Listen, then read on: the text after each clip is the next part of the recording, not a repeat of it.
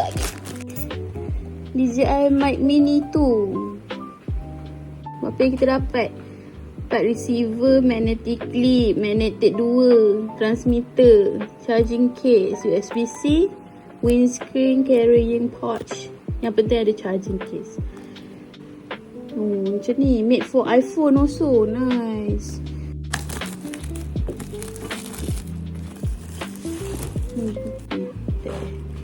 Bismillah.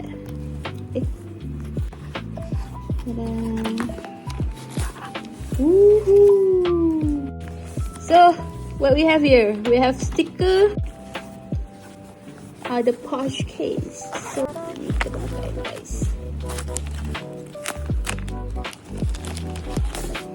Oh, inilah toys yang kita nanti-nantikan. Woohoo! Inilah dia.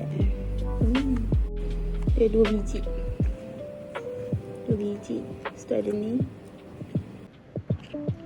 Okay. So, this one boleh buka. Ya, dia boleh buka. Clip. Clip ni boleh buka. Oh. This one also boleh buka.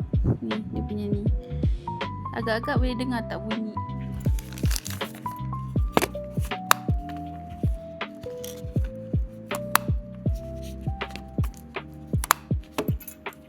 Lepas tu ni kat sini.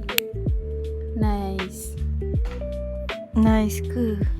Nice sebab dia punya magnetic untuk kita letak dekat cover DJI kita. Yo. Kita nak pakai ni, cabut ni. Lepas tu yang ni kita letak kat belakang baju macam ni. Gitu. Nampak?